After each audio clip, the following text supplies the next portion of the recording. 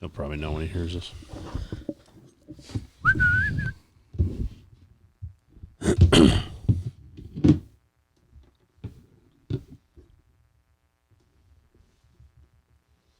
My phone up here just in case we get breaking news. Like JJ Watt. Is this mic too loud? Or are my headphones up? Does this sound too loud to you? No. Me talking? Okay. Does it sound loud to you? Yeah, turn my headphones down a little bit. Must be my headphones. He's either no. Nope. Or round buttons. I think he's 3. Check. That's good. Thanks. Sure.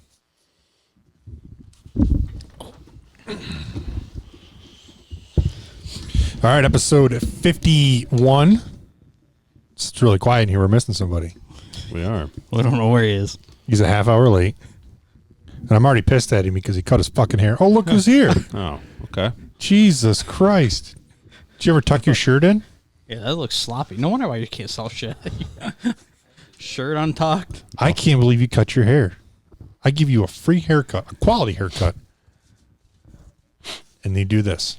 Hurry up. Get your straw in your The disrespect. Your caramel macchiato. Where have you been? Kids these days. Turn your mic on, too. It's been a week. I don't remember how to do this. Turn your mic on. Yeah. Oh, there you go. Where you been?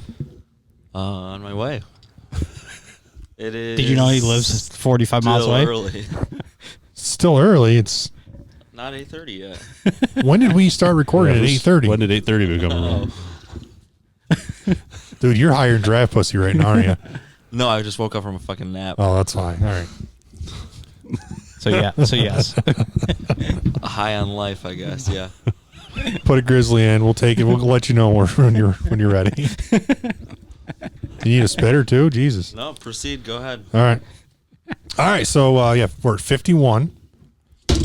Adam had to start your job for you at school, and you had to adjust Russ's headphones. Yeah, I got it all taken care of. We don't need you. So anyway, we got to talk about Tiger, but before we do, right after we recorded last week, like Thursday morning, because we talked about Carson Wentz. He got traded last week. Oh, yeah. Right after we recorded, like That's Thursday true. morning, we found out that Wentz went to the Colts for like a first rounder. Fucking And phone going off now. Jesus Christ. like we confiscate that. For like a first rounder and a pack of Skittles or something like that. I think that's what it was. 2 Slim Jims. Yeah, I think Marshawn made the deal. Jesus. So yeah, Wentz to the Colts. I'm not even excited about that. I really don't care. No, like you said last week, I think it's a downgrade from Rivers. Yeah. Unless they can work some magic with Frankie Reich. But Yeah, if Reich's got the talent to bring him back, I guess. yeah, I guess we'll see. All right, so golf last week we had Genesis, but the news in golf right now is Tiger. Sad news. Man rolls his car. Was it Tuesday? Today's Wednesday. Tuesday morning. Tuesday morning. It was like 7:15 in California, and he rolls his car. He's on his own. They take him to the hospital, and more has come out tonight about his surgery. It was primarily, it sounds like, the right leg. Yep. Busted his bone in multiple spots. From what I gather, the bone portion of it is pretty standard for these guys that do these surgeries. Like the pins, the screws, the rods, that was okay. Their concern is there was an issue with the soft tissue and the muscle on the bone. He's going to require multiple surgeries, from what I'm gathering. Oh, yeah. Like absolutely. he might need another one tomorrow. Right. To keep up with this, and long road back. It sucks. I think we all wanted to see him come back soon. I mean, he was just talking on TV the other day about potentially playing the Masters. I gotta be honest. I watched the press conference live on Golf Channel when the sheriff's department come out and the fire department. It is disgusting how the media handles shit. It really is. And like, I don't know how I couldn't do one of those press conferences like that. Like if I was the sheriff or I was the guy in the fire department, because I couldn't be nice, because I would just be very blunt and be like, why don't we put your fucking life under a microscope? That's why we're doing this and not that. But still, like, it's unreal. And like, they would answer a question for these. Did you guys get a chance to watch it, by the way? No, I didn't watch it. No. These guys would answer a question that they asked, but then someone else would basically ask the same question and reword it. And the guy's like, just answer that? Like, there was this stuff. He's like, I'm not getting into that detail. Like, It's always on those too when he says I'm not going to get into it, and they change the syntax a little bit Yeah. to try and all right, now I'm going to open up. Sorry, you had to ask it the right way. Now I'm going to give you all the details. It doesn't make any sense. I mean, these guys do the press conferences probably almost daily, especially in LA. Right, this guy's probably doing a ton of press conferences. Like, well, that's why I don't want to watch them because they're not going to give you any information. They're not gonna so give what am you- I going to listen to? yeah, you might catch someone in like a small town to catch them off guard, but you're not going to catch someone that probably does this multiple times a week. It was just some of the questions. I'm like, I would just walk out there and slap him and be like, you can leave. Like, if you're not going to have half a brain, like, you can leave. Yeah. Well, I don't know if you guys saw Thomas's press conference yesterday. Obviously, it was only like half hour or so after the news came out. Yeah, I didn't see the press So conference. I didn't see it. I read some stuff about it. Someone literally said, because of the news with Tiger, what will it take you to withdraw from this event right now? What? What the fuck? He's like, Why would I? I don't, like, yes, we're close, but I don't understand, like, why would I do that? And then the next question was like, what do you think about the green complexion here?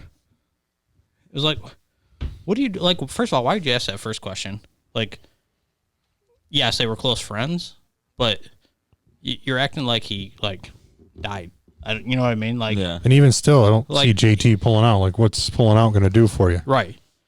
Yeah, it's like, what do you mean, what will it take to withdraw? Like, are you saying, like, oh, if he dies, like, yeah, I'll withdraw? Like, I don't know what the point of the question was. Yeah, But it's what- like, why are you asking that? They're like, was he coherent when you arrived? Yes. What did he say?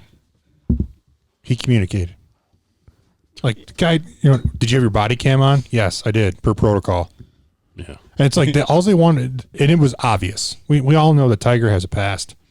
He did some shit. And then he had his, I think it was after his back surgery, right? He had the DWI where he was really DUI or whatever. He was under the pills or whatever. And that's all it's almost like they wanted that to be the case. Right. And almost like, it was almost disgusting. Yeah, and I think something came out today that he was running late for a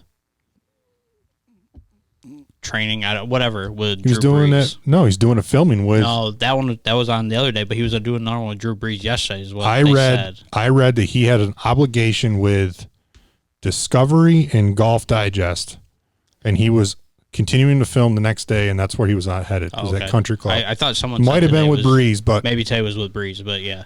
it was like a continuation of what he did the day before. Yeah. And it was that they wanted someone to be like, yeah. I mean, they probably asked if he was drunk 3 different ways. Like, it's 7:15 in the morning. He had his clubs and luggage in the car. Like, come on, guys. Taylor's laughing That because was like been there. I mean I've been there too. It's not. Do you know what I mean? It's just, I wasn't 45 years old or whatever. I think Roy said it best today. He's like, Yes, he did. it's not. We don't. This isn't about like Tiger returning.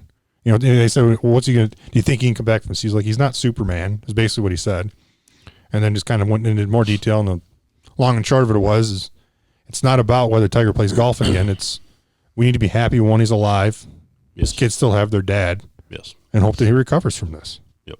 I mean, those are the priorities right now. When you and I got into Peralta shit today on Twitter, because I'm like, again, the guy who has people smarter than us, by the way. Okay. How often are you guys fighting on Twitter? He doesn't really respond to me. I torched him once. He doesn't respond to me anymore. he liked my tweet, but that was about Yeah. it. Just stupid shit like implying stuff that makes no sense. Where does the game of golf go now that Tiger's gone? And I'm like, he Same place doesn't. it's already going. Yeah, he does. That's how I respond. I said it's already kind of been handed off to Thomas, Rory, those guys, and soon it's gonna get handed down to Hovland and Morikawa and Wolf and those guys. Yeah, So it's already like The Masters was like a farewell tour, if you ask me, for him. Yeah. It was like Beatles' greatest hits album.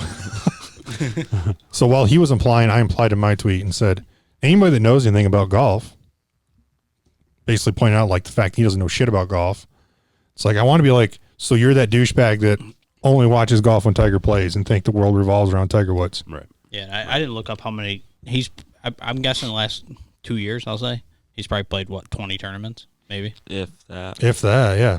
somewhere in there. So He hasn't played a ton. It's like, and even you go back further now, he hasn't played that much. right. Yeah, it's not like golf doesn't happen when Tiger doesn't play. Yeah, he hasn't played much since his DWI, DUI, whatever it was. It's just disgusting, man. I mean, some of these people, I get that's their job, that they're all like that, but they want to be the first person to have dirt. I just, even the sheriff, looking almost like a smirky, like, what the fuck why are you guys asking me that? And then I think they just, to shut people up, they come out this morning and like, he was not drunk. Because they kept asking me, it's like, he's not drunk. Right. Like, can we worry about whether or not the guy's still got a leg? Yeah, then everybody kept going back and forth. Even someone I work with sent me a message. He's like, well, did you see what he looked like on Sunday during the press conference? It's like, okay, that was one picture someone took.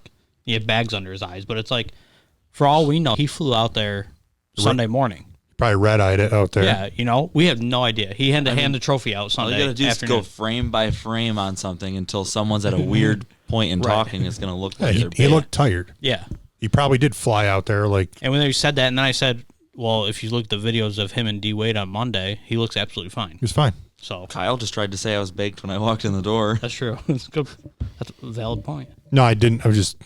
I thought maybe you were. Yeah, he didn't imply. He was asking. Yeah.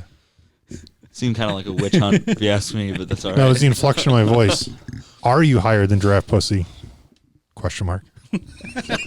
Interesting. What are you drinking over there? Just Pepsi? Oh, I thought he was going to say Dunkin'. I'm like, did you guys get a text to see if you want a Dunkin'? It looks red to me. Or am I off? Looks like that's a gas station soda all over it. Follow big gulps, eh? Yeah, it's probably got a little bit of everything in it, you know? He's like the little kid. He just goes to each thing, hits the button. Well, see you later. So yeah, anyway, it was sad news. I don't care about the golf. I really don't. I think I don't know who it was this week that said it, but they basically said the guy's given us enough memories in my lifetime that if he never plays golf again, Yeah. he's done enough for the game. Yeah. He's got bigger priorities. Whether he was 18 or 44, he's got bigger priorities right now. Yeah. Like, he's got kids, he's got to worry about those things. And I'm guessing he will be. I don't know. Obviously, with it being his right leg, it helps. If Yeah. it was his left leg, it's very. the torque on your ankle Yeah, and stuff. it very much makes it a little more difficult. But with it being right leg, it helps a little bit. Obviously, it's still going to be tough for him to do that, to get back. But if he plays again, it'll be nice to see. But it wouldn't put me past, like, the 2022 Masters. Like, that's the next time he plays.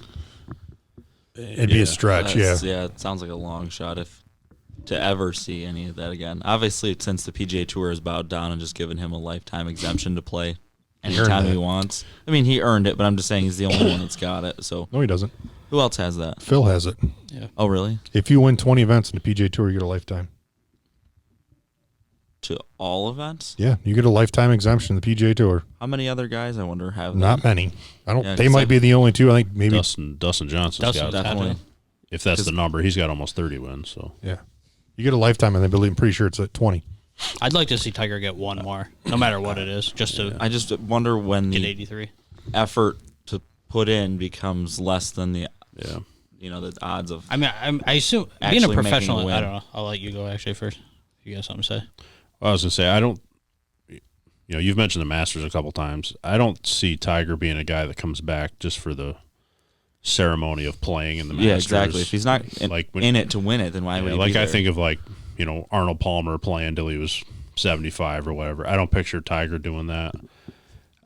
I'm happy. I'm just happy he's alive because it's had a Kobe Bryant vibe to it for a good half hour or so until we found the news that he was alive. In my opinion, the golf doesn't matter, but I don't think we ever see him on the golf course again in a competitive PGA Tour event. I think he's done playing. I agree. After this, because I think there's 0% chance he plays this season, and most likely multiple surgeries, rehab. Next season's probably in question. So if you go the end of next year or early 2023, right? He's almost 47 years old at that point. And 2021 starting to feel like deja vu. yeah. It's Oh yeah. Wasn't Kobe Right? like January Kobe. 26th? Like it was I like think within it was, 3 no, I weeks didn't of think now, it was, wasn't it? It was like 2 weeks ago. I think. 2 weeks ago, I yeah. think it was. Yeah. So it's been. So now what's coming out in a couple weeks? Murder hornets are coming back. Double lockdown. Jesus. I just looked. Lifetime is 20 events in 15 years played on tour. Dustin's got to be close to that. I was saying And it has to be both. Yes. he's got to okay. he's got to have that because Hasn't he won like once a season for like some he's astonishing like thing? 14 straight years Yeah. he's won on The years tour. is, So yeah, the bigger thing. I think he's got like 28 or 29 wins. Yeah. I'll look that up real quick. Yeah, I just looked it up for what it is, but yeah, I don't think he ever plays. I don't know. I think I don't know. It's really going to depend on. I think there's a lot of factors here, and it's not really on my priority list. I just would rather see him get healthy. I'd love to see him just linger around the game. Yeah. Yeah. Well, right. It makes a big difference. He's a professional athlete. He's not like one of us coming back from something like that.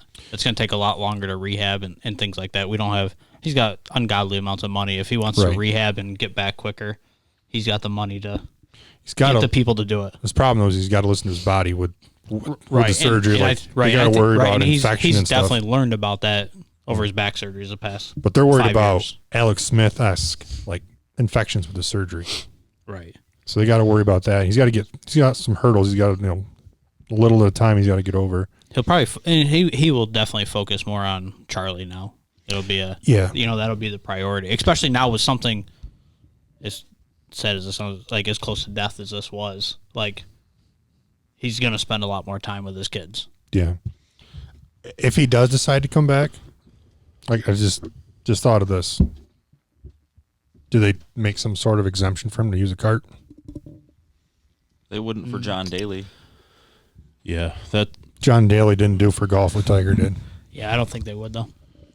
Yeah, I don't think they would. And I don't think he, like you guys just said, he wouldn't come back to the Masters like as a ceremonial type thing. Right. If they said, "Oh, we'll make an exemption, you can ride a car," I don't think he would take it. Because I think he'll be able to swing a golf club again someday. Right. If he wants to play, he's going to make sure he can walk and play. Yeah. I think that this is And going to maybe be... it's a different court of very, maybe it's like the PGA down in Florida, like something flat that's, a little easier. The other part of this that nobody has really mentioned in media is let's keep in mind the guy's recovering from another back surgery. Yeah. And rolling your car that many times while in recovery from back surgery cannot be good.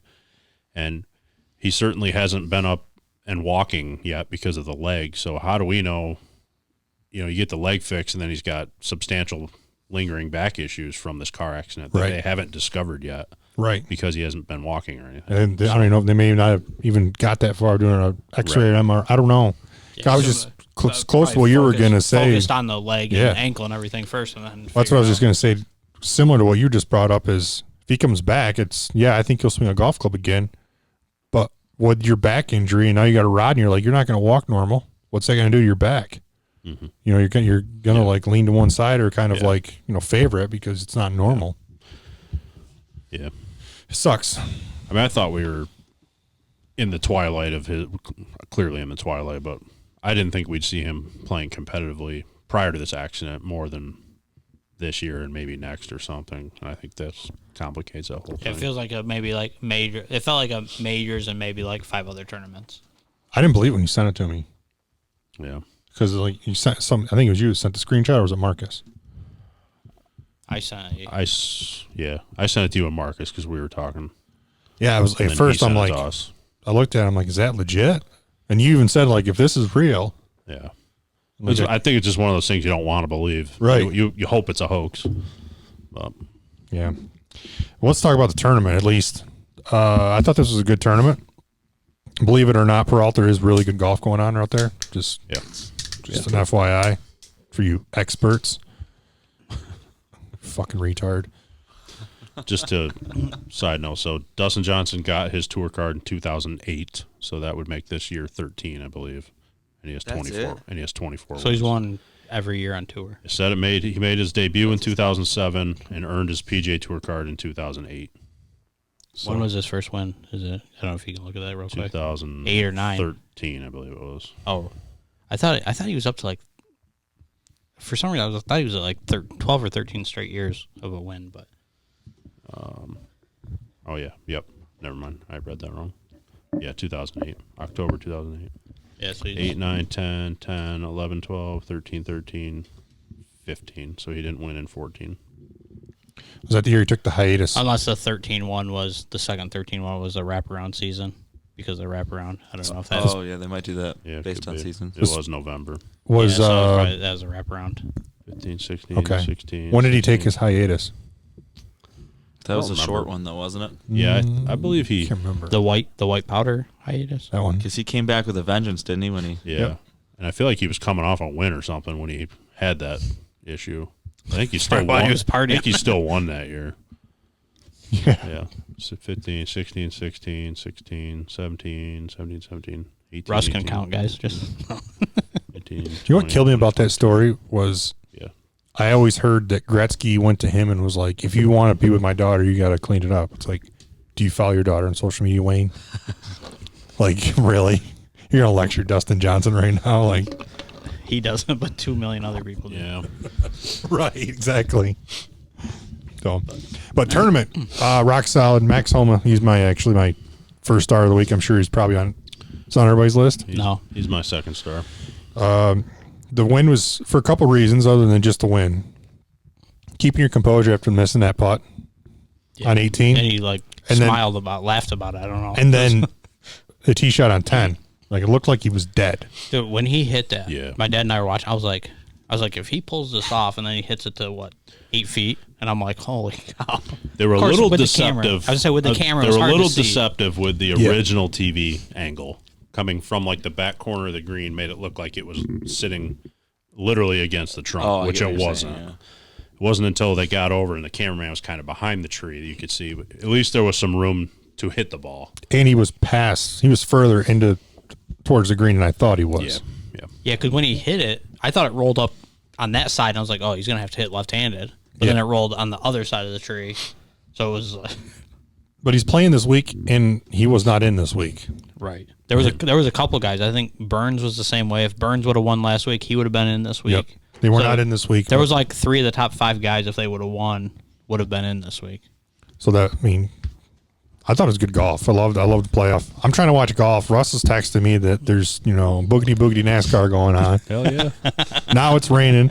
And even though Russ claims not to be a NASCAR expert, he was explaining to me rain tires and how much time you have and just learning quickly, or I'm not gonna lie, I've dove in the deep end this year on NASCAR so far. did you get the speed channel? So they had called up your TV Well, you don't have provider? to, NASCAR, you don't have to worry about fans. You can't. Fans don't ruin it. Most sports, you ruin it with aren't they fans. still letting fans into most of the events? Well, yeah, this but I'm year? saying with NASCAR, you don't really see the fans, so it makes it feel normal then, Okay. like I a get where normal you're going sporting with that. event. Yeah, you're just listening on TV. It's, Right. Yeah. Is that what they sound like? yeah, I hate it. So they had the truck series Friday night, the Oh, you're going all in. Xfinity series Saturday night, and then the big race Sunday. this is why we haven't heard from Russ in days. Daytona road track. Calling them I'm not trucks gonna- seems far fetched to me. They're Yeah, trucks. they got truck bodies on. Yeah. them. I You're like those is an boat El riders Camino you a see. truck? Huh? Is an El Camino a truck or a car?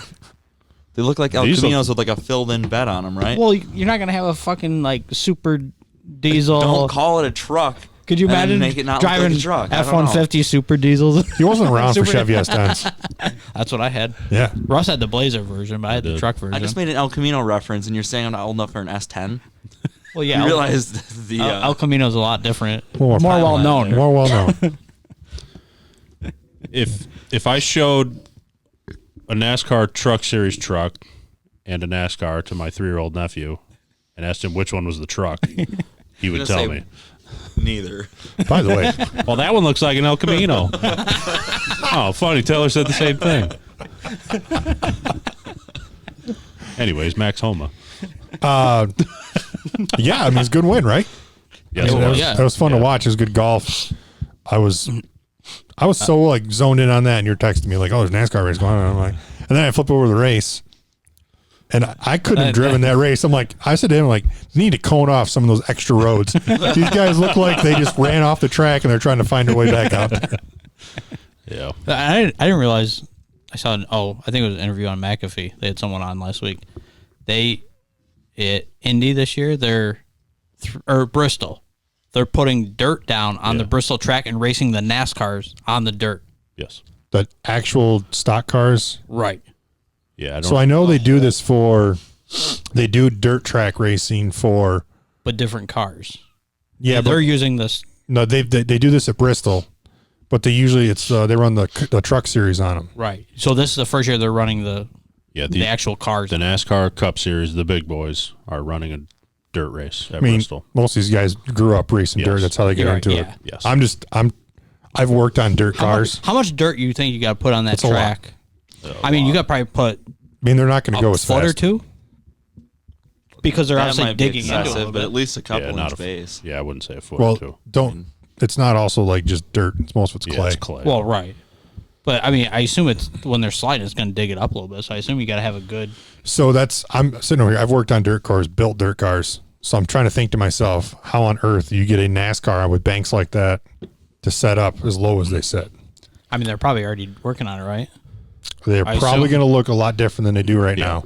Yeah, they have to have modifications to them. You can't sit that low because the only way you can get that car. That'd be funny. They're just building up dirt like a plow in front. The only way you can get It's not that. going to be able to walk on its side the right way where they set into the corner, right? Is that what you're saying? Yeah. It's just going to grind in like a plow at that point. Well, even the trucks do that when you watch. That's a fun ass race to watch, by the way, the trucks, because they're not made to run on dirt and they still try to run them like they're on dirt. So you got to have special shocks. The body's got to be extremely loose. Yeah. Like some of the parts in those cars and those dirt cars are technically not connected to anything. They're just floating and it's on purpose and they want it like that. So the cars will rock. And all a dirt setup is you got to be able, that car's got to lean, but not too far, because if you get in there too far, you're digging too deep and it takes you longer coming out of a corner to get back to balance and like pulling out. Yeah. So it's pretty hard to set up a dirt car. I know some guys and some woodchucks are really, really fucking good at it, but it's difficult. So I'm trying to figure out, they got to do something here with the bodies or something, tires. Yeah. Especially in Bristol, I don't think Bristol's as banked as like some of these other ones, but it's going to be interesting to watch those cars run on it. Yeah. Yeah. I'm going to be watching that. I'm looking forward to it. When is it? Do you know, expert? I don't know that offhand. June 23rd. It's no idea. It's earlier than that, I think. Isn't it every Sunday at this point? I don't know. Which we talked about. We couldn't do it because of the vid, but maybe this summer we can pack some beers and go to the track. Oh, you've never done that, have you? I have done that once. Have you ever done it? I have. Have you? Russ has a good story about that. Went on a double date there. At the hall? Yeah. Russ has a good story. She loved it. I think. Oh, it's a good. I think it's time. the story I'm thinking of. That's a good time. When they called the cops. That's every week almost. You're not zeroing in any closer. We'll talk about it. We'll talk about it after. I think it's the thing I'm thinking of, but maybe not. Oh yeah. Yes, it is. All right. And you haven't lived until you had the Woodhall cocktail. It's when it gets really dry out and there's just dust everywhere and you're holding your beer and there's like a ring of dirt. Have you I ever wrong? been there? Yeah. I love when people have the goggles on and it's like, and they just have the anti-sunglasses tan. That's a good time. I did that for a couple years. I did that. I worked on the car or set up the car and shit. I was every week. I'd play in a golf tournament and drive back just for the race. I played Mansfield one year and drove back to Bend County, New York for a damn race and drove back to Mansfield. Do what you got to do. It's a good time though. We had a lot of fun doing it. Drink a lot of beer. Then they moved home. I kind of stopped doing it. So. Looks like it's the weekend of. See, it says March. Weekend of the Masters. We're March out. 20, so must be March 28th. Oh, I'm free. Guess what we're doing, boys? We have a NASCAR party. Is it a night race? I hope so. They're throwing out The trucks are usually at night. The practice session is imagine sponsored by it rains? Bush's Beans. Friday's Bush's Beans practice sessions will feature. Holy shit, man! I'm still They got the dog running around. I'm still digesting. He went to a dirt track on a double date. Hell yeah, dude. Best part was her friend loved the idea. Like she was jealous. I mean, it is a good time. When's the last time you went? Has it been a while? A couple of years for me, yeah. Yeah, Mine's more than a couple of years. This would have been about 5 years ago for me. I was probably there. I'm like, she's not kidding. Been, yeah. It's probably there. I hadn't sat in the stands in years. I was always in the pits. The kid that won the big race failed the weigh-in afterwards. He was pissed because he said he didn't change anything on the car from whatever prior race where he won. And yeah, okay. Yeah. Seen that shit before. Yeah. Right. The lead brick in your trunk, you just forgot to put that back in. That's literally what they are. Yeah. They're bolted down weights. Yeah. In the back of your car, depending on how someone is. 2,400 pounds, man. That's the limit. Like, just be 2,400 pounds. That was always a big deal up there, too. I'm going down a damn rabbit hole. Is that empty or with the driver? What's that? Is that with the driver? With the driver. Because they have scales on the track. Yeah. You have to be over or under? At least 2,400. Yeah. Interesting. When you said weigh in, I didn't realize that was even. I knew obviously that they're getting checked for their parts and all that stuff to be conforming, but I didn't realize that the weight was. Well, I'm sure that they do, but when you said weigh in, I was like, "This we're talking about dirt track racing, not mud wrestling. What's going on with the weigh-ins here?" I didn't realize that was a part of it. There's a scale on the infield. I don't think they weigh in for mud wrestling. When you finish the race, I don't have a lot of experience with that either. So there's a scale on the infield when you finish the race. Before you exit the track, right, you have to go over the scale. Yep. So you can't go to your pit and come back. There's a scale in the pit too. Yeah. So they used to say they used to do both, and then at one point they just moved everything down to the track. But when you first went up that hill into the pits, there was like a red building right there, and that was a scale. So you'd have to someone worked it. You have to pull up and come onto the scale, and then they'd wave you off, and then they'd move it down on the track. And guys would get shady about it too. They'd finish the race and they knew they were underweight, and they water the track a couple times a night. Usually the lower half of that, it's not really track. To pick up mud, huh? Yeah, they'd run around the infield real slow to try to pick up mud and go across the scale and just get yourself an extra 100 pounds up into the wheel wells. There you go. You ain't cheating, you ain't trying. The kid I helped two people with their car, but we knew one night guy was cheating with his carburetor. It was obvious. You could hear it. You could just hear it. And the techs were idiots that year. It was a nonstop fight. And he bought his own set of barrels to check carburetors. He had his own set.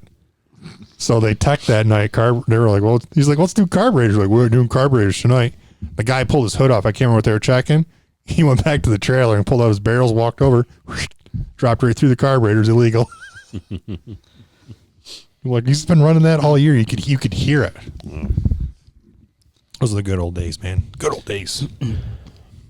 A lot of beer. We're going from L.A. golf tournament So you to talk Woodhall, New York. Talk about a tangent here. I think we should do it this year if they're open. All right. They didn't have fans last year. That's I got no problem going. 100% in.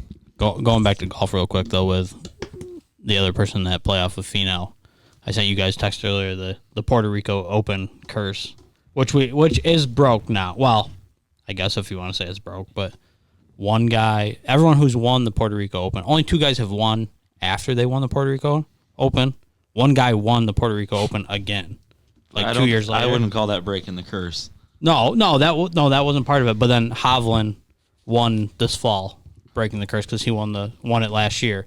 Mm-hmm. But Finau won it 2016, and obviously hasn't won since. And a couple of guys who have finished second at that tournament, maybe it's a helper. Bryson in 17, Spieth in 13, and Jason Day in 2009. So the runner-ups really vault forward. Well, I mean, I wouldn't say all of them, but three of them, sure. That we know of. I mean, and this tournament is always opposite a WGC event, so there's usually not a bunch of big names in it, unless you're young. I mean, if I'm Finau, you're going to get a win. He's already got one. He's going to get a win. I looked today, he's made $22 million in his career. You hope. You hope he makes a cut. Or wins another tournament. Sorry. I mean, if he doesn't, he's made $22 million in his career. Right. That's what I was just going to say. But I feel like wins, you want the wins. Well, of course he wants the wins. Yeah. I like checks. Captain Obvious statement there. It's a Kevin Kisner. They pay a lot for 20th. Look, the guy went out and shot a 65 on Sunday. It's not like he had the lead and then shit the bed. He's playing outstanding golf, doing what he needs to do. Homa won the playoff. It's not like nobody can claim Tony Finau is not playing good golf. And I don't think anybody noticed this. They brought it up, I think, once in the broadcast. He played that well on Sunday. He had no idea what was going on with his putter. He was like, I think he's changing grips on the putting green that morning. Right. Yeah. So I think he'll be all right. I don't know. I don't buy into curses, and Tony Finau will be just fine. I kind of agree with you there. Curses are what you make them, right? Yeah. If you let it be a curse. Curses are somebody who's, I don't know, struggling and trying to find a reason other than reality, in my opinion. I agree. Don't tell the people of Chicago that. The same people that have a World Series Well, win they in do. the last They decade. do now. It took Well. 100 years. Okay, well, they should have built non-shitty teams then. Touche. I mean, I've been advocating for Tony the last few weeks, saying with our golf pool that we all do, like, if you're going to pick someone for a money for the season-long run, Yeah. you know he probably won't put up many wins, but I've been saying he's going to put up top Have you 10s. picked He's a him yet? cash cow. You probably should, because I probably should, because my advice seems good at this point. you and Evans are like battling for the toilet bowl right now. Might be because you picked John Daly. Which, Might by the be 'cause way, I put like some random. You still have to pick funny this week. name yeah, I on it. haven't gotten your picks this week. He's Finau. Mark it down. Finau. Yeah, I'm taking Finau. That's what I'm doing. I'm just gonna chase. I think he's got a very good chance this week. Tony Finau is winning the 2021 Masters. there it is. Ooh. I'll put that out there right now. Write that down. Ask his ankles. Wasn't that at the Masters? Yeah, he busted that ankle and came out and something? shot like 7 under the next Yeah, day. I was saying, didn't he finished finish top like 5 or something? top 5, top 10 Yeah. that year? 224. Yeah, 224. First year last. Russ, 9:01 p.m. There you go. In quotes. Tony Finau will win the 2021 Masters. There you go. Now in our golf pool, if he doesn't pick Finau that week, now he's got to pick him, Put right? that right there. 10-1 odds, $100. There's a I take the chance. field. You get Tony Finau. What odds? 10 10 to 1? No way. You can't. Jeez. 10 to 1, he says. You got to give him wanna- you got to give him like 40 to 1. Oh, okay, that'll work really well. I'll get $100 For him to and get- he'll get 4 Gs. For a guy who's won one time on tour, How confident are you? Sounds like you're a confident. guy who's won one time on tour, and you're taking the top 30 people in the I'll world. give you 15. Those are horrible odds for that bet. I bet you could go get Sounds Finau like you right don't now. believe that he's going to win. I bet you could get Finau just by himself at like Yeah. We can 25 or find 30 this, to yeah. 1 right now. Let's look it up. Because he's never won. His odds aren't going to be high. He doesn't Usually the have a couple highest guy is top like 10s? 9 to 1. At the Masters, yeah, he's got probably a couple top 10s. I bet he's. I think he's Finished got top 5 the year he busted his Yeah. ankle. Yeah, I feel like he's got a top 10 in like every tournament Yeah. he's ever played in. I would agree with that statement. Yeah, at least a top 10. Masters, best finish tied for 5th. Probably 18, 17. I don't know. I bet he's Tied for 24 to fifth. 1. I had to put my Price is Right number in. Your price is right. Can't go over. Results in major. He's plus 2,700 right now. So 27 to 1. Pass. You were close. Him like blowing out his ankle, as impressive as that was, did I ever tell you the girl I caddied for at Corning? She got shot in Ohio one year and finished top 10 the next week. That's my kind of girl. That's a little crazy. I'm glad it was Ohio and not Detroit. She might have been in Detroit and then she traveled to They Ohio. just lobbed one from Detroit. She was in like, I think she told me she was like, you'd have to, I don't even know if you can look it up. After the first, she played the first round. She's like, I had kind of a cold.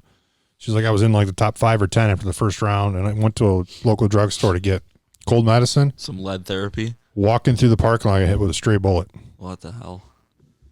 Got shot, finished top 10 the next week. Jesus. You can look that one up. Kim Williams, if you're looking for it. Great story. Yeah, so Homa, good win. Finau. I think One of the anyone that Masters. shits on Finau is stupid. Yeah, Taylor. And whatever curse you think is out there, the guy's made $22 million in his career. Sign me up for 3 curses then. Well, I looked earlier today. His last few starts: 4th, the American Express, tied for 2nd at the Farmers, finished 2nd in the Saudi Open, and finished 2nd last week. Right. we all kind of laughed at Kisner's quote from a few weeks ago, Right. and we agreed with him that they pay out a lot of money for 20th place, right? But then people think Tony Finau's a schmuck for only coming in top 5 instead of winning. Yeah. So Where is he in the official world golf ranking? If you're putting up numbers like that, he's got to be climbing. yeah, he's up there. I think he's 6th. You gonna look that up, or I can look it up? I got it. We got a stat boy. We're looking up his shit for him. Well, Yeah, he's asking us questions. He should be in. he fooled me with that cup because I thought that red tint on the cup Yeah. was the That's what drink inside. That's what I thought. He's at 13. It says up, obviously. It's got the little up arrow, but he's Is right that- behind Brooks, Patrick Reed, Bryson DeChambeau, Webb Simpson, Rory. Patrick. What's his FedEx Cup rank? Is that 6th? He's got to be. Well, Yeah, shit, he's going to say he's yeah. got to be up there in FedEx. I think maybe that's why that was the number in mine. Can you believe he cut his fucking hair? No. No. I don't even know. I thought we got a new stat boy tonight. The I'm audacity. confused. Why? Because he showed up late. That's who. New stat boy wouldn't show up late for the first time on the job. He's 6th on the FedEx Cup. That must be That's what I was probably in my head. So since we're jumping around big time tonight, Adam said he had a story. Oh, yeah. And we didn't allow him to intro it. That's so true. what's your story? Because I'm curious now. So I'm at a grocery store last week. He got interrupted by stat boy showing up late. Yeah, That's, that was that's the a good problem. point. That's also your It's fault. also Yeah. his fault. You turn his mic off or something. I'll see myself out. So I'm in a grocery store where you have to put a quarter in to get your cart, if you know what I mean. Mm-hmm. And so Wonder which one that So you might is. as well just fucking say Aldi's at this point. yeah, all D. I got in trouble. So my coworker said it's all D, no S on it. I There's said, multiple. There's multiple. Sorry. Aldis. There is. So there's all I only these. go to one, Yeah. but And if I had Either a way. coworker correcting me on that, I would have told them to shut up. Yeah. so obviously I'm pushing a cart around. We're shopping, and a girl, she's probably a teenager with her mom, and she's holding a grocery bag. So she's just filling the grocery bag with the stuff. Have you ever said anything louder than you thought you said it? So All the time. so Most of the time, I don't care. I don't know. either. I don't know what she was putting in the Yeah. bag. Louder than I thought or louder than I should have? Yeah. She's putting something in the bag. I was probably like 20 feet away, and she puts something in the bag, and the bag just drops. The handles rip off it, and I go, nailed it. And they just both turn and look at me, and I'm like, oh, that was quite a bit louder. So you're that than- guy, huh? So you're. Probably November-ish. I've been with you when you do similar stuff. Maybe not as loud. No, you have no idea what I'm about to say. Oh no, not this story, but Okay. other times. Probably like November-ish. I was at Walmart, and The big white and blue one. yeah, the big white and blue one. That W.A. Lamar's. W.A. Lamar's. So here in the lovely state of New York, they've gotten rid of plastic bags, right? And on this trip, I'd forgotten a reusable grocery bag, so I had to get a paper one, right? I had that fucker stuffed, okay? Get out in the parking lot. I'm walking in the traffic aisle. My truck's in the back of the parking lot because that's where I parked. And the bag rips, and my shit goes everywhere, okay? I might just hear the story. So I'm trying to gather my stuff up in, I don't know, 2/3 of a paper bag now at this point. Lift it up, and it rips again. And my shit goes everywhere. And this asshole, along the same lines of Adam, walks by me and goes, oh, that sucks, huh? It's COVID. You can't help people. You could also keep your fucking mouth shut. I thought it was going to be like, drop your groceries. Here's your sign. One of those kind of. Yeah. Oh, that sucks, huh? And I just fucking looked at him like, One of the two people in that conversation had a gun. I think you guys know which one did. thankfully, some kid was watching me. Kid, I don't know, probably Taylor's age. And he walked over and offered to help. 'Cause Taylor wouldn't have helped you. yeah, he would have been videotaping me or something. World Star. Jesus. Couldn't believe it. Oh, that sucks, huh? Yeah. No, it's great. I plan on doing this today. See, it's in my calendar. I had it on my phone. 2:00, drop groceries. You feel like helpless when it happens, too. Yeah. I'm like, I was trying to see where the cart returns were. Could I run to a cart return, grab a cart real quick before a car came and ran over my shit? And I don't know. Well, that sucks. Yeah. You should have said so does Glocks. I was so dumbfounded he said that I don't even think I said anything back to him. I just stared at him when he walked by. To answer Adam's question, though, I do know when that happens a lot, and it's like at bars when the jukebox cuts from one song to another, and you're like yelling to someone across the bar, and all of a sudden it's like really up close, and everyone can hear what you're saying. Story related to that I will not tell on this podcast. We can tell Well, that. I I'll can't tell wait you to hear afterwards. Well, that's why I just sort It of is a great story. gave context myself. It's like normally when that happens, you're saying something that's Yeah. I know some similar, it same locker room place. talk these I know days. someone said something as Yeah. well.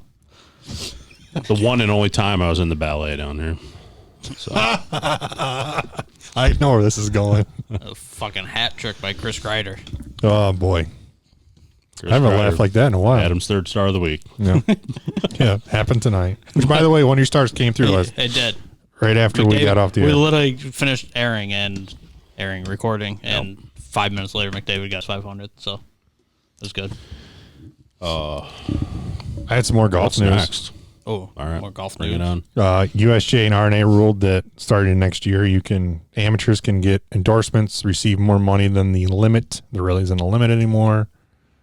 I've already lobbied for my first sponsorship with Mooney's.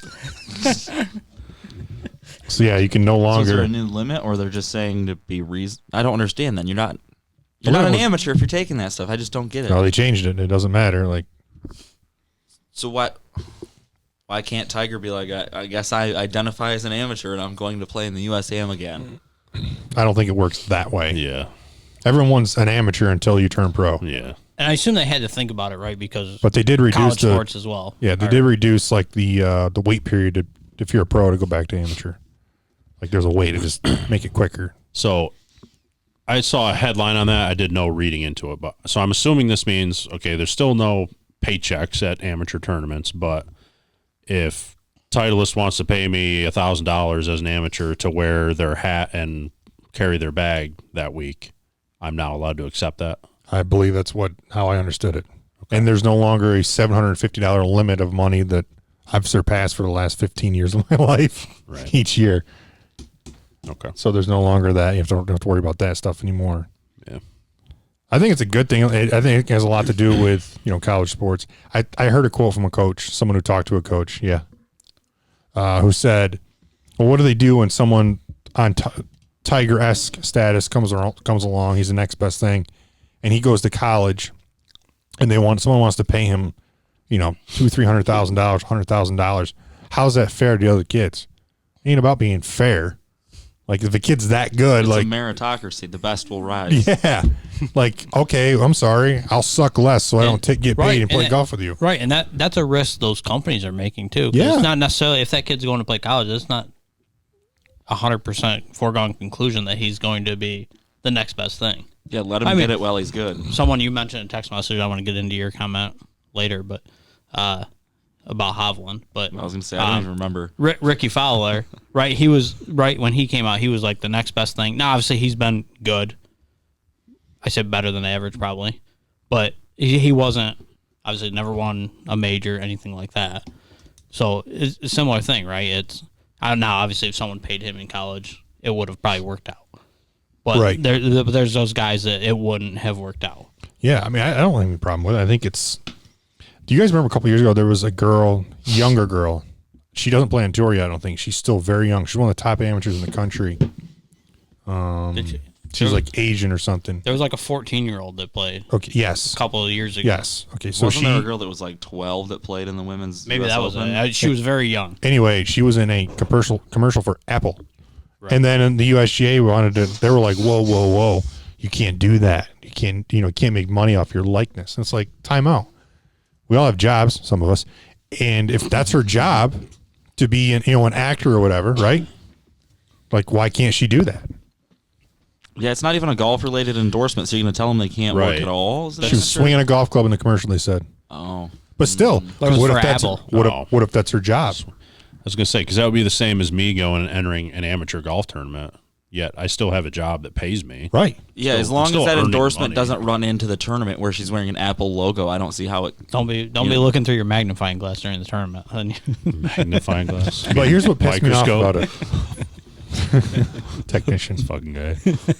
Here's what pissed me off about it is the USGA, in my opinion, is it. the USGA is right up there. The NCAA is just corrupt bullshit.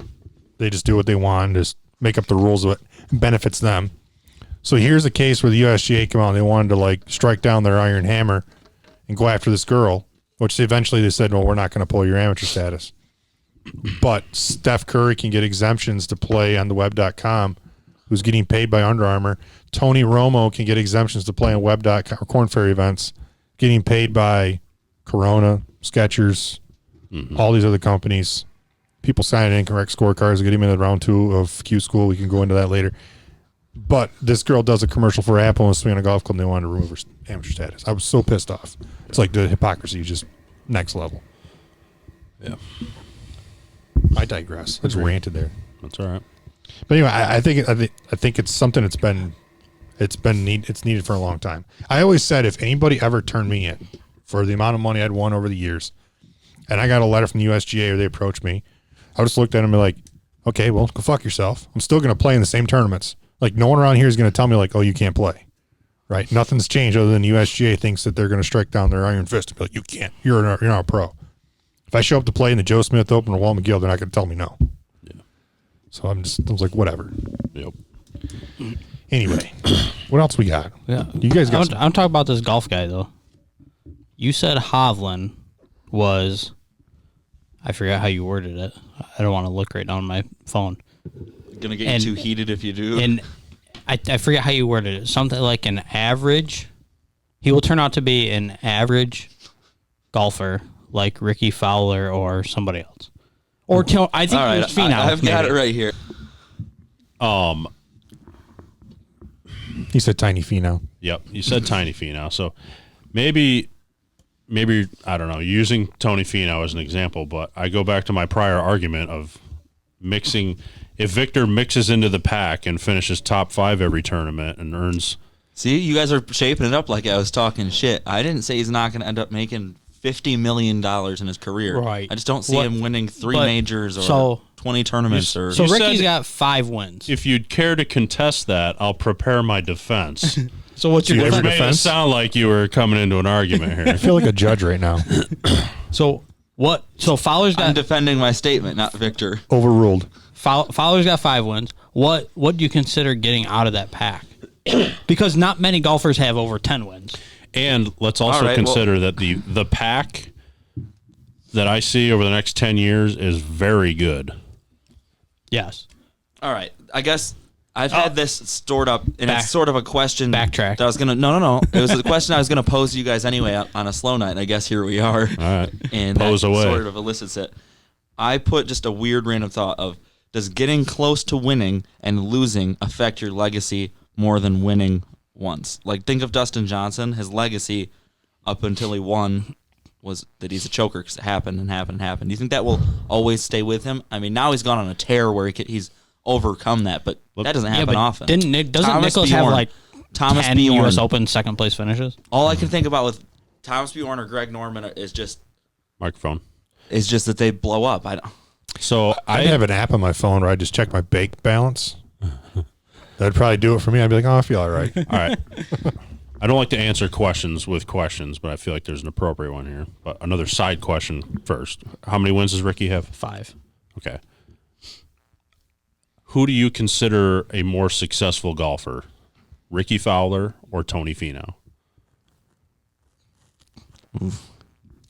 That's a good question. That's a really good question. Because I would say I lean towards Tony Finau as the better, more successful golfer. Well, Yet he has 4 less wins. we're talking about the One bank of those account is the thing. players too. The bank account Yeah. becomes the big thing, is what it seems like, is the definitive thing. Ricky Fowler has branded himself pretty powerfully. Tony Finau, if you go out to a store, you don't see Tony Finau on clothes or on a billboard. How about- Ricky how about- Fowler we somehow have pops up in all these winnings. places all the time. Fowler winnings. Fowler winnings, I can look it up. Yeah. If we're talking I well-rounded, feel like the initial part of this argument with Hovland was based strictly on the golf course. then I would say Tony Finau's probably a better player. Okay. Right. I think Tony Finau's a better player right now. Fowler went through a stretch. He finished top 5 in all the majors in one season. Correct. Which was an unbelievable run by him. I don't he was think. like, what was he? And then a year 36 later- under par for the majors or And some a year later, he ridiculous won number. the players. I don't believe it think was. Fowler's. But didn't win. Back to your argument. I don't think Fowler's washed. I think he's going through some changes right now with a swing that it might click. Yeah, but curious what Fowler's earnings Looking are on the up court. right I'm guessing he's got to be close to 15 to 20, if not more. He quietly made the cut last week and finished, I think, Like 30th, 25th, somewhere like that. He played well last week.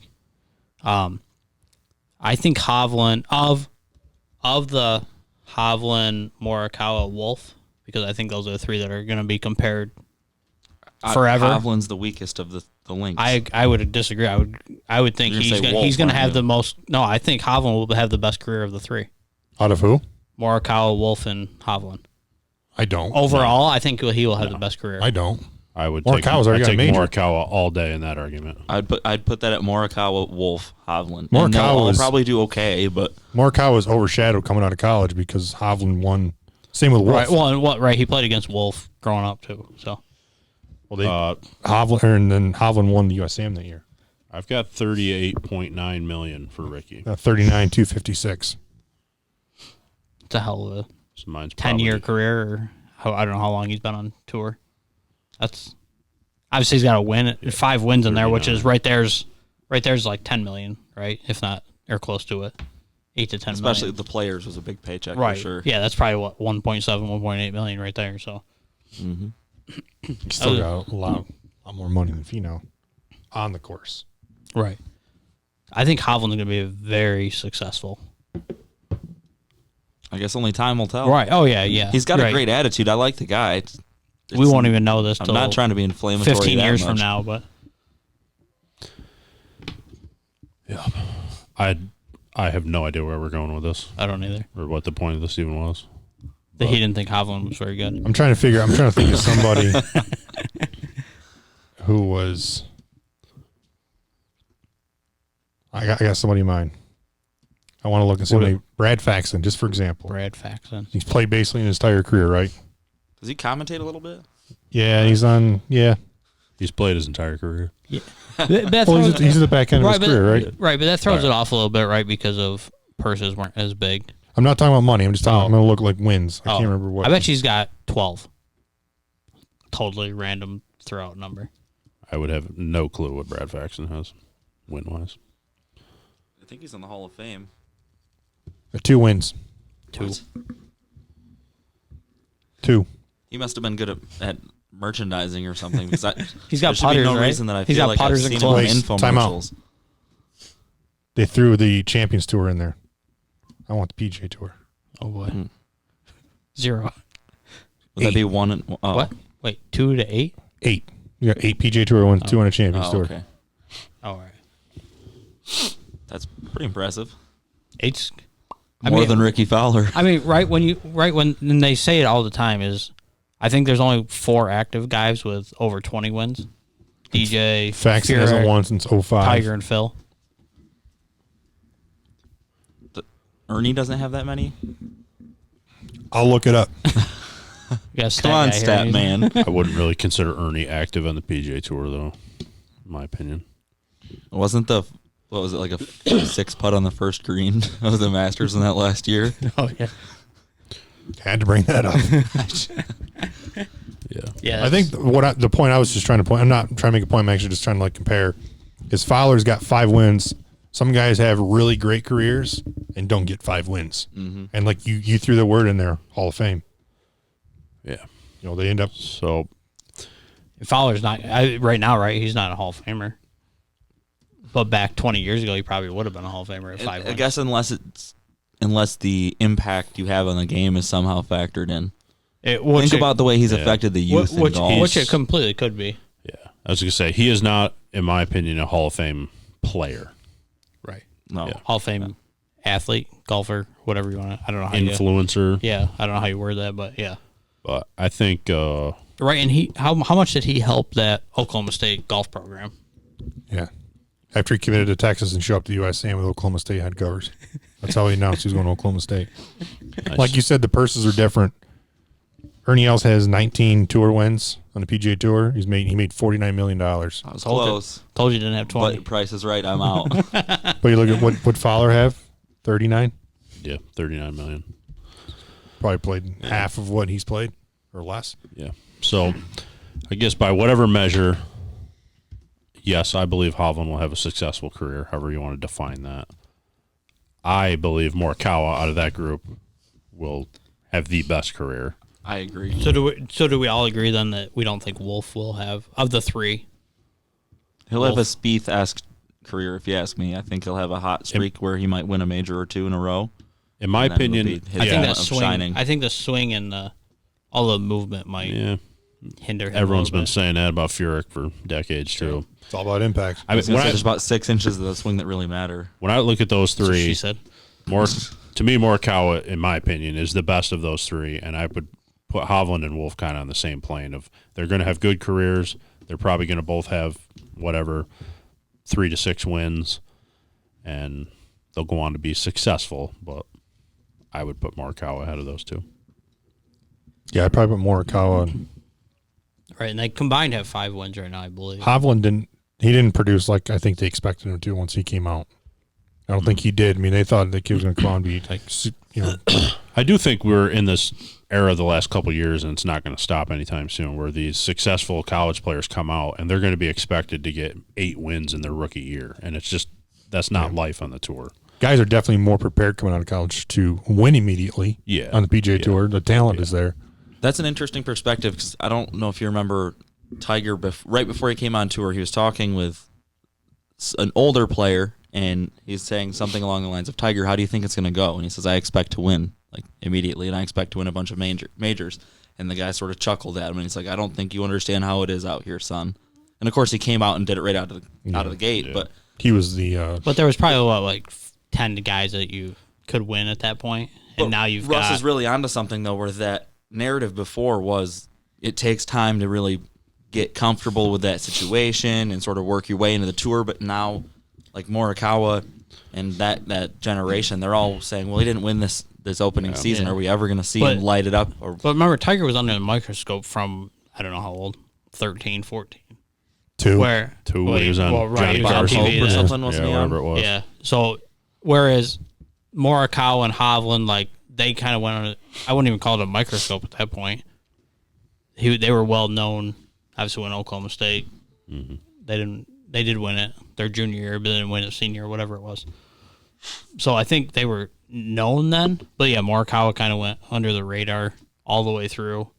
Cal wasn't they're a good program, but they're not a great program. So I'll give you another example of kids that came out right around that same time. That same thing, completely overshadowed. Look what Scotty Sheffler's done since he's been on tour. Yeah. No one talked about Scotty Sheffler unless you followed amateur golf because it was all about Doug Gim because he had a really good, successful, amateur career. And I don't think he won the USAM. I think he finished runner-up that one year. I can't remember, but yeah, I didn't know about Sheffler until his name was on the leaderboard. Yeah, I knew who it was. When you think about the depth of the top-tier players in the PGA Tour right now, it's ridiculous. I mean, we think of a player as, well, you didn't win 6 times this year. Did you really live up to expectations? But if we sit here today and go over the next 10 weeks and you get wins from, in a row from Morikawa, Hovland, John Rahm, and then Justin Thomas sneaks out a win, and then Rory, and then Finau wins the Masters, and then Dustin Johnson wins one. 3 in a row. You know what I mean? On my list. Scotty Sheffler wins one. All those guys are expected to win, so that would seem normal. But then at the end of the year, you look and, Rory only won 1 tournament. Well, look at the competition out there. Yeah, that's what I was trying to point out. Is it's some guys don't win as much as we all think they do when you look back on it. Yeah, that's why you got guys like Webb Simpson sneaking there. He won 3 or 4 times last year. And the U.S. Open. That's why I think us sitting at this table have done pretty good about evaluating top 10 finishes lately, because that's why I think Finau's successful, right? He gets all those top 10s, and that's kind of how you got to be successful out there nowadays.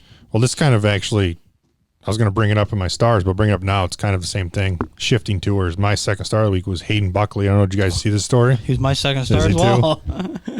So Hayden Buckley. I'm going to throw you guys off. Hayden Buckley tried to Monday qualify for the Corn Ferry last week. Didn't make it. Was the first alternate. Showed up Thursday at 6 o'clock. There was a picture of him, pitch black on the range, hitting balls. In case. I did. Just see in that. case you're there that early, you might not tee off at all, or you might get a call and say, "Hey, you're at the 2 o'clock." Goes to the putting green at 7 o'clock. They called him at 7 o'clock and said, "You're on the tee at 7:17." Won the I'm tournament. ready. Holy shit! Yeah. Got into the playoff and birdied the first playoff hole and won the tournament. 3-man playoff. Didn't have a tee time Thursday morning. Did you see Ben? Ben missed the cut to Monday qualify into I think the Puerto Rico Open is what it was for. Oh, really? He shot 65 or 66, but it was like 3 spots. Someone shot went 8 deep, 7 deep. There were probably 10 dudes that went 6 deep, and he had to go to a playoff and didn't make it. But That's what I was going to bring up. It's is crazy. This kid didn't make it. Monday doesn't get in Monday qualifying. It gets in as an alternate, wins that week, and that just shows the depth. I mean, I don't want to get down this road of Tiger versus Jack, but I've always said Tiger's 15 was better than Jack's 18 because of the depth of field and the talent there is now compared to when Jack played. Yeah.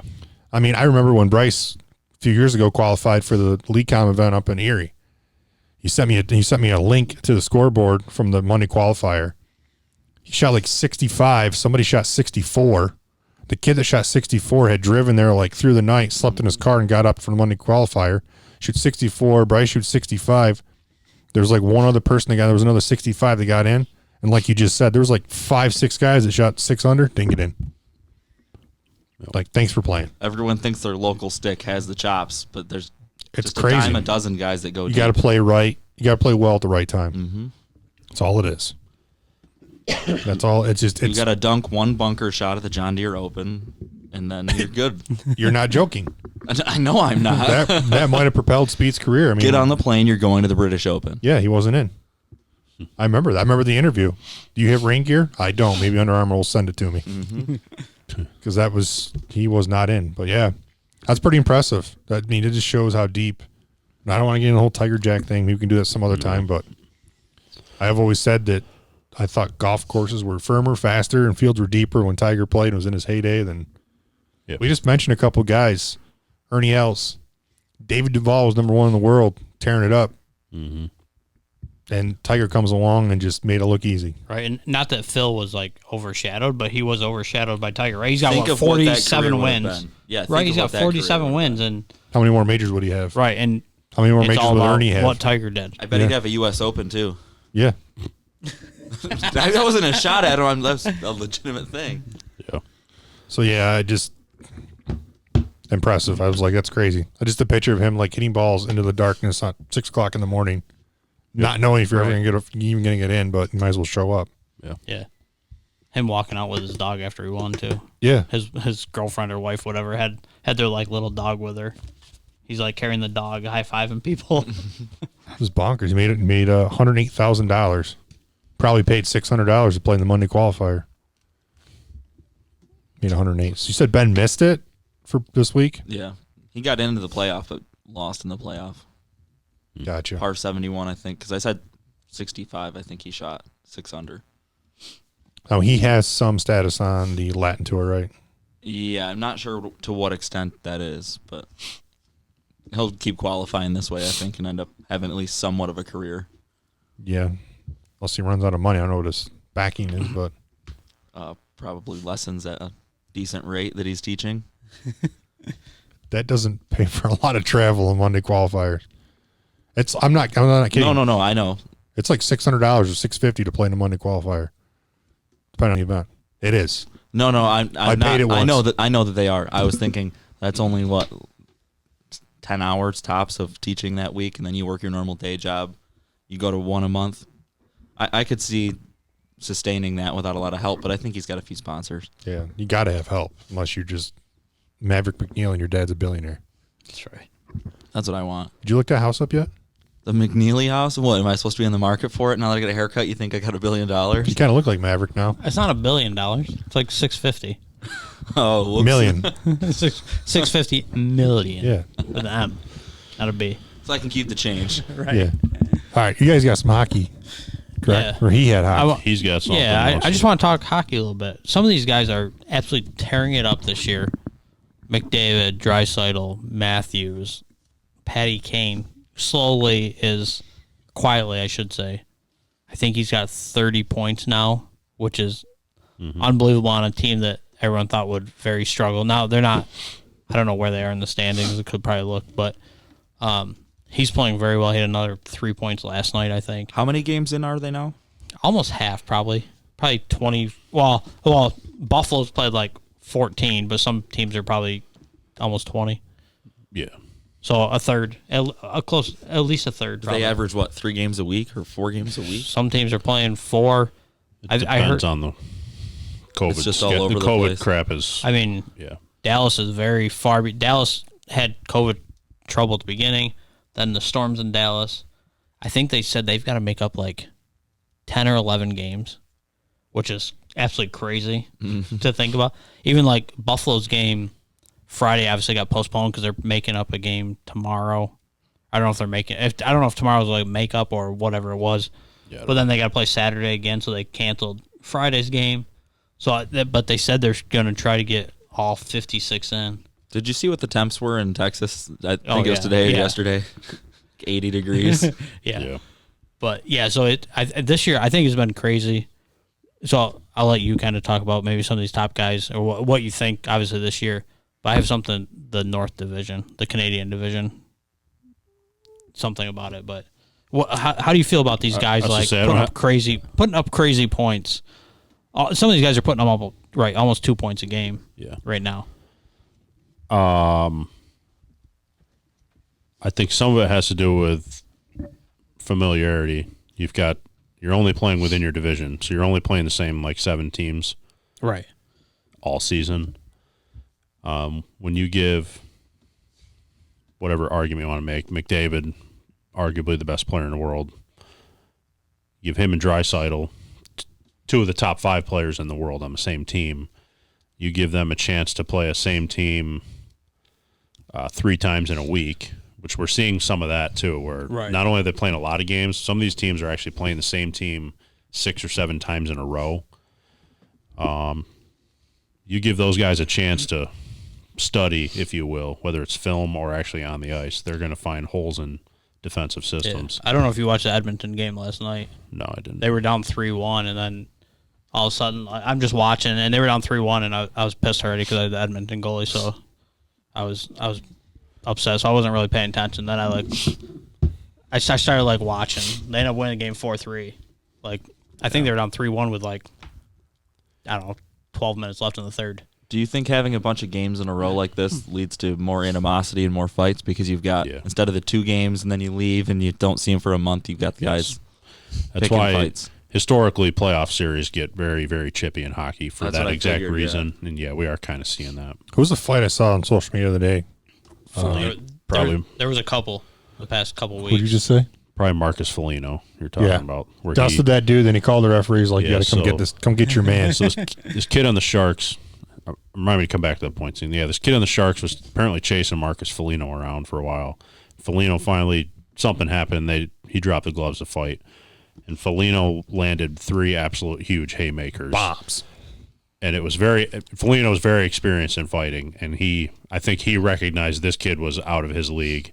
Landed 3 huge punches, bloodied him badly, and Foligno just stopped and told the ref to get in to break the fight up. It was like he knew he was going to seriously hurt that kid. I mean, it's not like those guys a lot of the time are really that angry. It's just all right, you pissed me off. Let's do what we do, and then when it's done, it's done. Yeah. You see a lot of high-fiving and handshakes afterwards. Yeah, and that's what you see with hockey. I think there's a respect factor with those guys that always fight. Wayne Simmons for Toronto broke his wrist, or I think fracture, whatever he did to his wrist. He's out for a while. Did it fighting? During a fight. Yeah. See it happening. As far as the scoring, I think the North Division, which is the all-Canadian division, I'm trying to think as I say this, but I would say they have the weakest defensive cores and goaltending of the 4 divisions. Yeah. And therefore, I don't think it's any coincidence that 4 of the top 5 in scoring in the league are in that. 2 of them are on Edmonton, McDavid and Draisaitl, and 2 are on Toronto, and Matthews and Marner. Yes. So I think that has something to do with it. So that was going to be my question. They're picking apart weak goalies and defense. The North Division, I feel like, is very top-heavy, and they're just eating alive these teams on the bottom. Yeah. So it's hard to say, with Marner and Matthews and McDavid and Draisaitl. And Matthews is my third star of the week. In the last 5 games, he's got 7 goals, 5 assists, which is just crazy. But him and McDavid are going back and forth. McDavid's got 38 points, and I don't know how many games Edmonton's played, like 18, 19 games. So they're just flying around right now. But I feel like the North Division is very top heavy.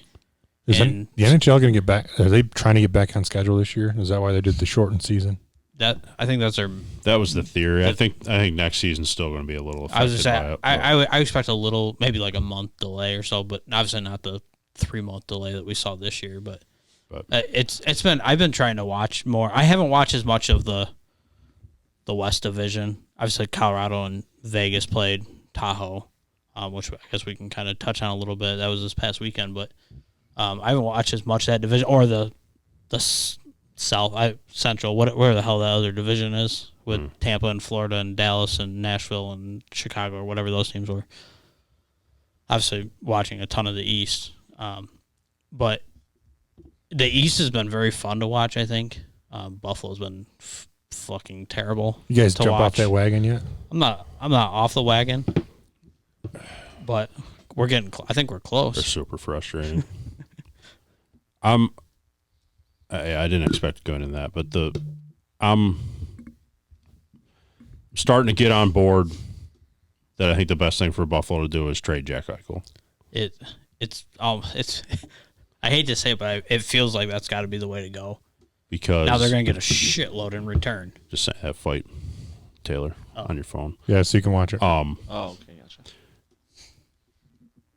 Their progress in rebuilding has been so slow that I don't see them contending legitimately for at least 3 years, Right. even with Eichel. And he's averaging almost a point a game right now, Yeah. which is crazy. People are claiming he's injured or he's snake bitten and can't score. I think he looks disinterested and doesn't want to be in Buffalo. There's 2 teams that have been thrown out, in the Rangers and Kings, that have A, the prospect pools, and B, the cap space to make a trade for him. So I know you guys won't know these names, but I would be willing to trade him to LA. Get Peterson. First of all, Peterson. Cal. Hell no. All right. You're going to trade Jack Eichel for Well, Cal not Peterson? as a piece, not the main piece of it. No. Cal Peterson kissed my ass. He's like a third string goalie on a shitty team. All right. he's about to fucking win this game tonight. He better. I got money on it. It's the Miller Lite talking. Yeah. If you could trade Jack Eichel and get Quentin Byfield, Mikey Anderson, who is a 21-year-old defenseman who's playing with Drew Doughty, and like a first-round pick. Okay, so then you've got a pick you can turn into another good prospect. Yeah, and Byfield was what was he, third pick? He was second overall Second or this third. past draft. You've got a good young defenseman to help build around. He was just right there on TV. And then 3 years from now, when they are 22 years old, you've got Cousins and Byfield as your 1 and 2 centers. I don't mind that. Who do the Rangers have that? I don't know if the Rangers have anything that could match that. Yeah. But I think you would have to ask for Lafreniere and Adam Fox, right, the young defenseman. Yeah, Fox would be This is the equivalent of the Bills struggling a year ago or something. It's a tough comparison because the Bills are in the playoff. This debate is the same as, do you trade Josh Allen for pieces? Like that's Like what Houston's doing right now? similar. Yeah. I guess similar to the Watson deal right now. Yeah, it really is. The only difference in hockey with the hard salary caps and whatnot, you can actually get decent return for players. Right. I feel like trades in the NFL, you never get what the player is valued at. Right. Yeah. Whereas It's gonna be interesting. I don't know when the trade deadline is this year. It's got to be coming up in the next probably like 3 to 4 April. weeks. March. I know. I thought It was last like week of March. maybe. Yeah, I don't know. It doesn't conflict with that NASCAR race, does it? Doesn't matter. We can find 2 screens. So that fight holy shit, that's intense. Yeah. And you can tell the kid has no idea what That's he's a doing. kid that has no He's idea. trying to create space, and everybody knows if it's not going your way, you got to get close the space. Don't push him away. He's got more room to. Yeah, And Felino's just the way that he like looks over nonchalantly to the ref while he's holding the kid, and just waves him in. Come on, buddy. So Felino's a former Sabre. And he's probably, what, 6'4", 6'5"? I would say he's about, I think he's 6'3", 6'4", and like 230. He's not the guy you want to tangle with when you don't know what you're doing in a fight. Looks like a guy I do want to tangle with, because when he starts beating the shit out of me, at least he'll show me mercy. I mean, we've seen it before. I got another fight. Guy has no business in a fight. Wait, we're gonna talk about that in a minute. Picking We'll a fight close with- it out on that. Picking a fight with a guy at 6'2", 230. So I was talking about Must myself. be going. Oh yeah. Okay, never mind. I got another fight. I thought we were Well, going with- that'll I thought we be were going with that'll be my Oklahoma. dud of the week for sure. I thought we were going with the Oklahoma wide receiver. This is dud of the week. I sent it to him. I'm like, you got this. You're done. How about we'll talk about it, I guess, when you get to it. But yeah, so hockey's been exciting, and I've been watching every night, no matter I guess who's playing. ESPN's had a lot more games, so it's been good to watch it. But I was going to ask you too. That got brought up last week. Oh, ESPN Plus. Okay. Somebody mentioned ESPN should sign the NHL I think they're very close. because that's in the talk. Is that a conversation right now? Yeah. So a couple weeks ago, NBC Sports basically said they were disbanding, or NBC said they were disbanding NBC Sports Network, the channel. Yep. At the end of the year. Which therefore in turn basically makes the NHL free agents, if you will, as far as TV deals, because they've strictly been built around NBC last, I don't know, 5 to 8 years. So yeah, the rumor is they're not going exclusively to ESPN, but the ESPN will get like a weekly. You think that helps hockey? Featured game. Yeah. I don't for think the casual viewer. Yeah, it definitely doesn't hurt it. Right. Yeah. Yeah, I mean, a lot of people probably are like, what the hell is NBC Sports? Right. If you don't watch hockey, or I don't know what the hell else is on NBC Sports. I couldn't tell you here. Very rarely do. Like skiing and those random Right. sports that Yeah. they just throw on. You don't even know they're going to be in the schedule. I couldn't tell you and the throw it channel on. though. Like if you said it's on NBC Sports, I'd be like, what channel is that? I have no it's- idea.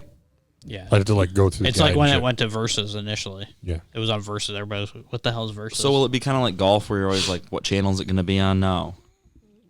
You know, golf will be on Fox or TNT or ABC, or depending on the tournament. You know, I think it'll. Well, it might be ESPN, ABC, obviously, because they're owned by the same people. But yeah, it'll probably be similar. But yeah, there's been probably I don't even know the number. Probably 3 or 4 games a week on ESPN Plus, which has been nice to watch more games.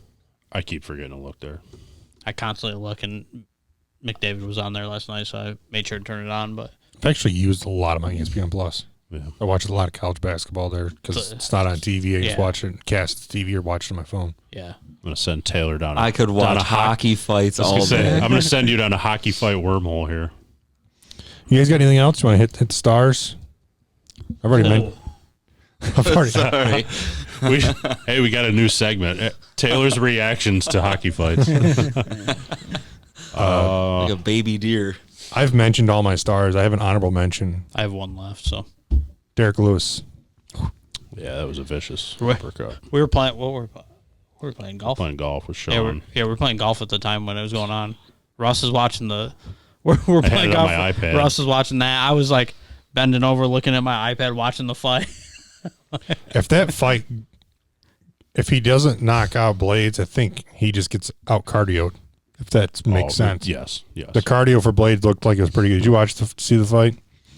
But he said, Lewis said he knew he was going to go for the shot. The interview was very disappointing. It was. compared to normal. It really interviews was. with him. Normally he takes his pants off. His balls is hot. You ever seen that interview? Yes, I Okay. have. What if they asked him to tone it down because it wasn't on pay per view? Oh, maybe that could be. But he was. We paused golf during the interview. Oh, it was. Just to see I mean, what it's a was good going on. idea. But he threw a perfectly timed uppercut right in his jaw and landed a couple of it. Which, by the way, people were like giving Herb Dean shit. Like, you can stop it fast enough. I'm like, So this brought up the question again. The question that rose in the Mazdaval super necessary fight, right? Against Oh, Askren. Yeah. They asked Derek Lewis the same thing. Why did you hit him twice afterwards when he was clearly knocked out? Because my job is to keep fighting until I'm pulled off. Because I'm a fighter and the referee hadn't gotten in there and stopped the fight yet. His fist was like still up in the air. Now, is it vicious? Yes. And does it take a different breed of human to be able to do what he does? Absolutely. But ultimately, that's his job to do that. He signed up for it. Yeah. I challenge anybody who says Herb Dean didn't stop that fight fast enough to stand in the exact same spot and get there quicker than him throwing 2 punches, because those guys are that quick. I hadn't heard that. Blaming Herb Dean for that is absolutely ridiculous. They say he didn't stop it in time. I'm like, he literally sprinted towards the fight when it like. Yeah, I can't think of anybody I'd rather have as a ref than Herb Dean. Yeah. I mean, McCarthy, I guess, is arguably right there, but otherwise, Herb Dean all the way. I like the guy with the braided beard. And especially like the whole like Masvidal Askren thing, like no one saw that coming. No. Like the ref was like, okay, they're going to come out here and they're going to dance. That's how most fights start. Yeah. Askren sure didn't see it coming. No. He doesn't remember it either. Until the last second. He doesn't remember it either. Like, what happened? So, yeah, you're right. Herb Dean's probably one of the best refs in the UFC. But that honorable mention, Derek Lewis, tied the UFC knockout record. Did anybody else have any other stars? Or Yeah. He's probably got all of his. I did mention Max Homa. He was my second star. My third star, Christopher Bell, got the win on the Daytona Road Course. His first career win in the NASCAR Cup Series. So, way to go, Christopher Bell. I remember last year we didn't even know who that guy was. Like, is this a made-up name? I had to first. So I looked him up to check. He is 26 years old. If you see him, I swear to God, I thought he was maybe 18 to 19. Isn't 26 pretty young for a NASCAR driver? Not these days. No. Because they have to go through the truck series and all that usually for the most part, but maybe sometimes. not. Yeah, depends on who owns the cars. They don't. Yeah, they don't have to. But that's a normal route. It's kind of like golf and everything. We're starting to see younger and younger these guys come up. Silver spoon is obviously a necessity in that sport, right? Probably doesn't hurt. Yeah, knowing like somebody. No one's like, I grew up in a double wide and made it to the NASCAR. It's always or you know somebody that. Yeah, so I think you got to know the right people. So Ty Dillon was the one on McAfee last week after the Daytona 500, and his grandfather owned Dale Earnhardt's team. So like that's how he got into racing. Like, so I assume all of them are connected. There's some, right? Everyone knows somebody to get where you are. I guess. I mean, it's like the Xfinity Series on Saturday. That's like the top minor league level, if you will. That Ty Gibbs won that race. He's Joe Gibbs' grandson. Joe Gibbs, the former Redskins, Washington football team coach. WFT. Yep. Who now owns Joe Gibbs Racing. It's one of the bigger racing teams in NASCAR. Doesn't hurt that you're his grandson to be able to get in that car. You got to know somebody at 18 years old. Yeah, a little nepotism that he never hurt anybody. Yeah, he is only 18. We'll talk about it off air. I was this close to getting KP behind a NASCAR. If you know what I'm talking about. KP. I will. KCP. I'll tell you after. Caldwell Pope. From my minimal experience racing, knowing racing and dirt racing. Unbiased opinion. I'm with you now. Probably the best driver I've ever seen. Oh. And I've traveled a few tracks. If you put him, and it happened, you put him on an equal playing field. He went back to crates 2 years ago, walked away with the championship. He can fit a car anywhere. It's incredible. I'm like, there's no way. And the next thing you know, it's like squeezes it in there and he's gone. Just really good. And his dad was good too, but. Wish there's some plow truck competition. Just be me and Hurley against everybody else. Oh, Jesus Christ. All right, what else you got for stars? First star, I actually have two. Sidney Crosby and Travis Zajac hit the 1,000 games played mark this past week. 1,000 games in the NHL is kind of the benchmark for a serious longevity in career. So they both hit 1,000 games this past week. With Crosby, because him and Ovechkin obviously came in the league same year, I believe. Yes. It's weird how much time Crosby has missed, because I ended up looking up Ovechkin. Ovechkin's played almost 1,300 games. Yeah. Crosby it's basically missed 2 seasons with concussion. Right. Yeah, so it's crazy to think that he just hit 1,000. Like you would expect that a couple of years ago, but it's crazy to think how different, obviously injury wise, has been for him. But he's still, I don't know if he's. Some people probably put him in top 5 of their all-time NHL players. maybe right now I'm guessing like maybe Matthews and McDavid might pass him over time, but he's got to be up there. Oh, yes. For sure. He's clearly top 10. Right. Matthews and McDavid better start winning Stanley Cups. Right. I want to get that conversation. You're right. That's the point. What, he's got 3? Yeah. So, that's a big factor. You said you already gave your first? I'm done with stars. My first start is I'm going way off the charts here. Caleb Pendleton. If any of you have heard of him, I'll be surprised. Negative. He is a freshman at Florida Atlantic University. Played in his first collegiate baseball game. I did see. He hit 2 grand slams. His first in the same inning. His first 2 collegiate at bats. How crazy! Fernando Tatis hit 2 grand slams in 1 inning in the majors. This kid hit it first 2 at bats in college in the same inning, which is absolutely crazy to think about that. Yeah. To do that. Was it in like a D3 game where no, they're playing? They're D1. I just don't get it. 2 grand slams, same inning. First 2 collegiate bats is Just even be in that position is kind of unheard of. exactly to come up with bases loaded twice in 1 inning is just crazy. Yeah, that's. I remember when Tatis did it. That was probably I don't know. That was probably like 05, 06. That was a while ago. Like, so it almost makes you want to take it with a grain of salt because it 60-1 at the end? I was just saying you've got to be pumping the other team if you hit 2 grand slams. Play like in 1 some inning. carousel music in the background. that's unbelievable. And I was a freshman. Your first 2 college at bats is. Yeah, it's kind of hard to follow that It's up. only downhill from there, buddy. Yeah. That's right. I only had one star of the week, and it's kind of just a funny one because I followed Mario Addison on Instagram. He gets a star of the week for being as funny as that dude is. I've LOL'd for real in my work truck a few times this week. Shit. My God. I've LOL'd for real.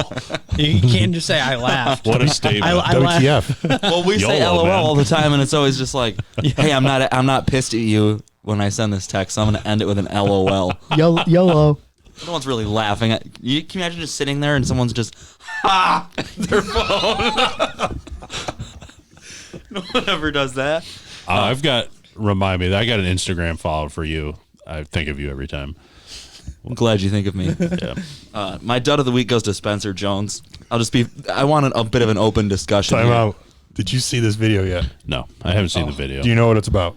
Not I saw a headline of him getting in a fight with somebody smaller, getting a shit kicked out of him. Yeah, he's or pretty something. massive. Imagine Uriah Faber looking kind of guy getting in his face.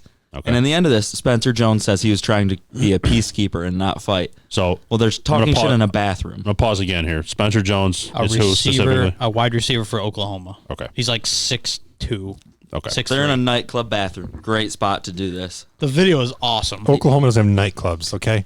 They ride their horses there. I think it was just a bar. I wouldn't call it a nightclub. I like to give them the benefit of the doubt and say it's a nightclub. And they're in each other's face. And then little guy... Already with a bloody nose. So peacekeeper must have really been keeping the peace. Okay. Little guy gets in Spencer's face and sort of gives him a swat, just an open hand swat. It was with his blood. Oh, was that? I didn't hear that detail. He wiped his nose. Spencer had the bloody nose. No. The little guy's got a bloody nose from Spencer doing something. Spencer and his buddy were like one of his cronies was bullying. They were brothers. I looked them up.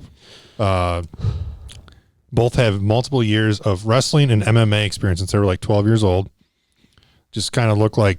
Wait. No, the two. Little guy. Little guys, yeah. Yeah. So little guy gives him open hand left, and as soon as he goes to lean for it, gives him right hook open, just swats him again to get him to do the same little feigning move away. Right hook again and closes the distance. Gets on top of him, gets a mount, goes like he's going to get to side control, and spins around and puts him in a guillotine choke from there. And they roll around, and there's definitely some faces on the nightclub floor. You can see toilet paper on the ground. I was saying on the bathroom. They're on the bathroom floor. That's why I was clear to say they're in the bathroom. So if you're gonna pick a fight, shouldn't you be confident that you can win it? The great part about this video, in my opinion, the guy videotaping and commentating it is great, and his buddy, the little guy's buddy, also takes the other guy. That was his brother. And he's just holding him. He's not even fighting. Right, but then he slams him into the corner where the stall meets the tile wall. Head first. Knocks him out. Starts pounding on him a couple times. My favorite part, though, there's a guy that gets done pissing. He's got a drink in his hand, and he touches the the buddy and Spencer Jones as they're rolling on the fight. He just touches him, steps over him, just walks out.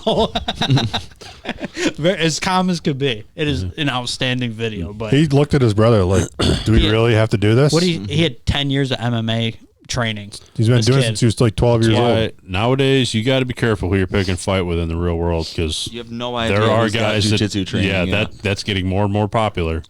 Like McAfee was talking about it the other day, and he's like, "Listen, we didn't talk about it before. You know, he had the guy with the cauliflower ear. He went to bar, and usually at the end of the night, that guy ended up in the scrum, and cauliflower ears usually win it. Yeah, if you see cauliflower ear, you got no business like, with anybody fighting. Now he goes, we got guys without cauliflower ear. You know, MMA is a little more popular. You got to be careful. He goes, Spencer's got to check out those ears before he goes picking a fight. So Spencer is now lawyering up because he had to have a 4-hour surgery to get his orbital bone fixed in his eye. He ruined his eye.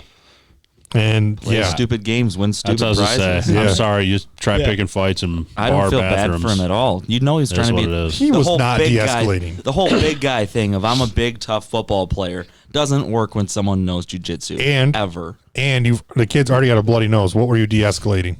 Right. Because then his buddy comes back over and shoves him again. Yeah. So he looks at his brother like, we doing this? His brother like, yeah. And the bathroom can't be more than, from the stalls to the wall can't be more than like 4 feet. Soaked in piss. Yeah, we're not in the candid camera era anymore. You know you're on tape. It's not like, oh my God, there's a hidden camera somewhere. Everyone's instantly taking a video. There was multiple people, because you see people in the video that was surfaced of other people like filming it as well.